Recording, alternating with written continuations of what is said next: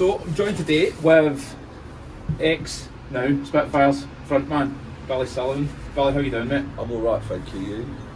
Pretty chilly. Yeah, it's quite cold out.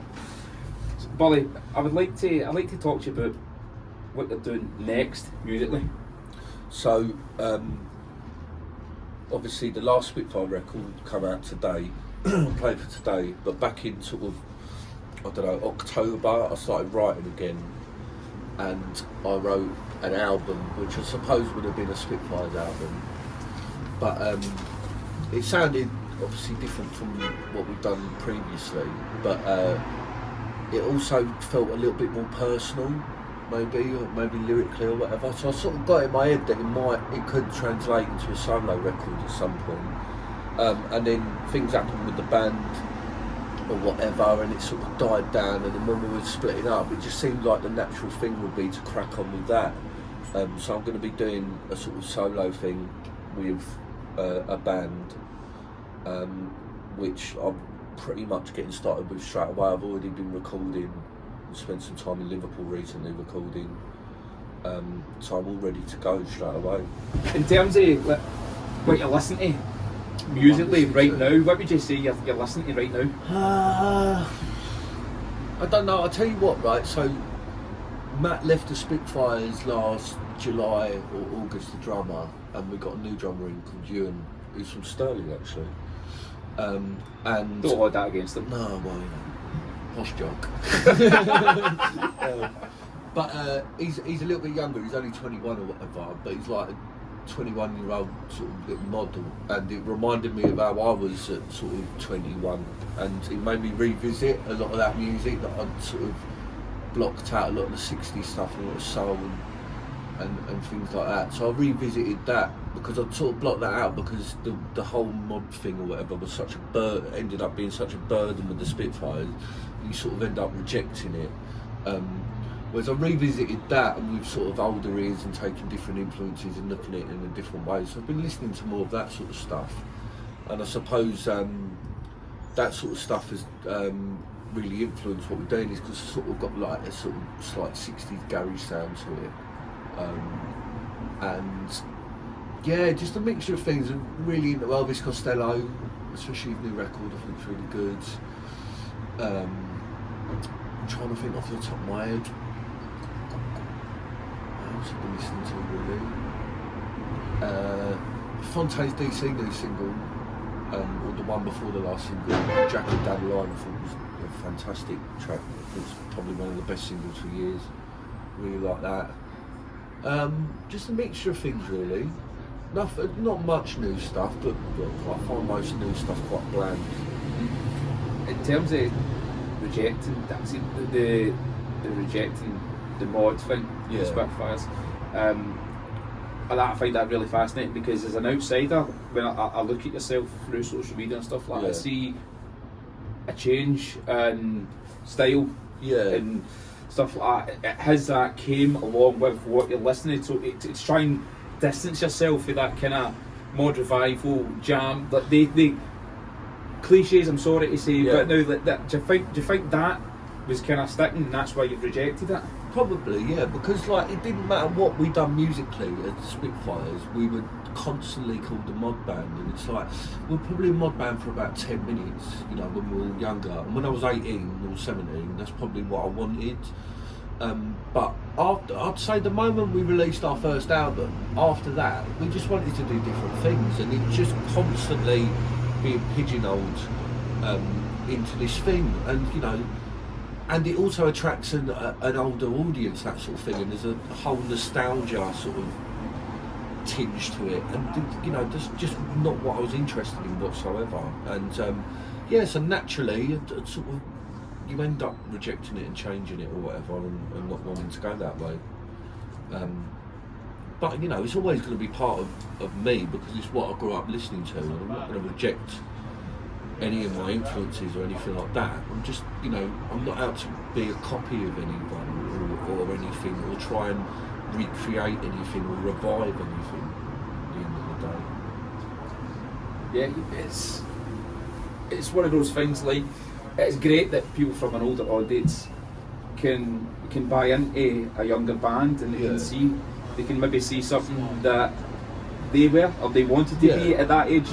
But there comes a time where you need to appreciate somebody grows as a person and moves on as an artist. And for me, listening to the music that you wrote in the Spitfire, it wasn't just mod. There was lots of, I found, reggae, two-tone kind of stuff. And the music that you're writing now, what would you say? What could people look forward to or expect? What busting the ball and getting the game away? I'm trying to think. I mean, it's a bit more guitar driven than, say, the last sort of Spitfires record, I'd say. But you know, it still sounds like me really, which is good. But it's a progression and it's something different, and that's what I want to do every time I make a record, is do something different. You know what I mean? You know, it doesn't sound like anything the Spitfire's done, but at the same time there's a similar sort of vein there. There always is going to be a similar sort of vein there, because you've been the main songwriter. But I suppose it's even though you're the frontman in that band, I suppose you just try to find your own voice and say, this is me. Yeah. I mean, I see it all as being, I don't know, I look at the Spitfire stuff and look at the records going along and what I'm writing now, and I just see it as like growing up really. You know, the first record with me when I was 21, you know, the first 3 records were done between me being 21 and 23 or something like that. You know, it's quite a short space of time, and then sort of the last 2 records have been me from sort of 25, 26, 27, where I've grown up a bit, and I'm probably a slightly different person to what I was at that time. And then moving forwards, you know, especially with a little bit of freedom and not having the sort of burden of the Spitfires or whatever on me, then, you know, it's going to progress even more into something different. I think that's the sort of best way to look at it. But it's all part of the same sort of path, I think.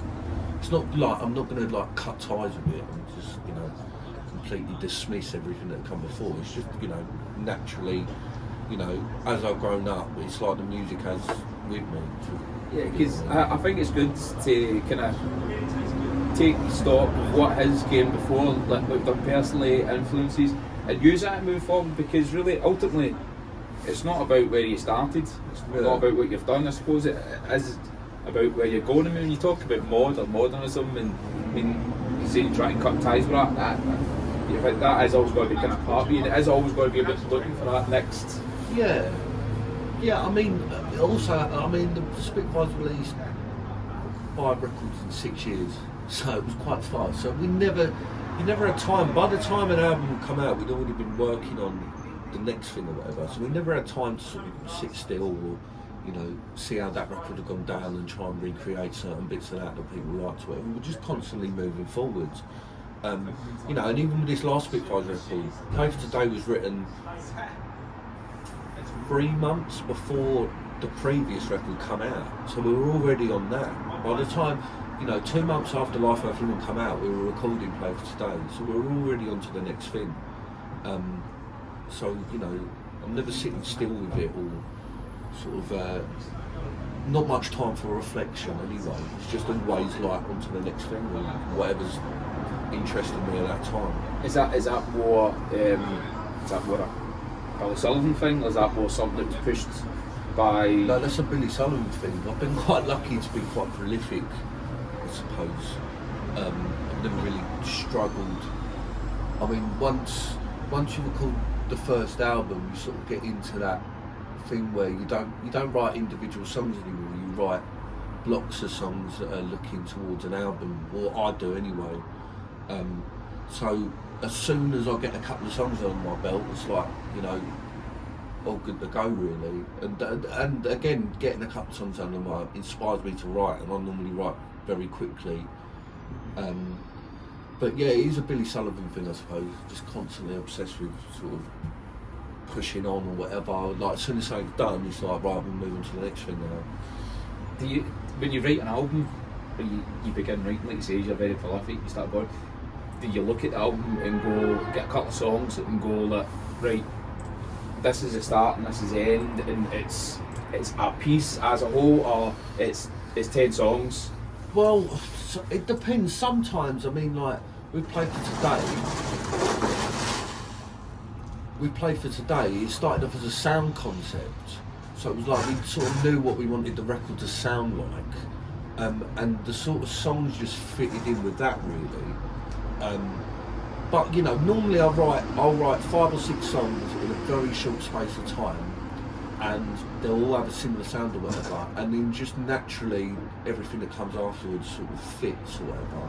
But I don't sort of like, you know, just write 10 completely individual songs and then put them together. It's always sort of, you know, it's like I'd sort of, a few songs set the sort of world or the atmosphere the rest of the album's going to be in, and naturally it just all comes together after.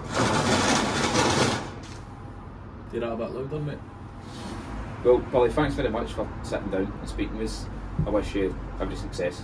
Oh yeah, future endeavours, and I'm looking forward to seeing you guys tomorrow night. It's actually going to be the first time that I'm seeing you live, because I've The first and the last. The first and the last, because I've missed previous Glasgow shows through one thing or another.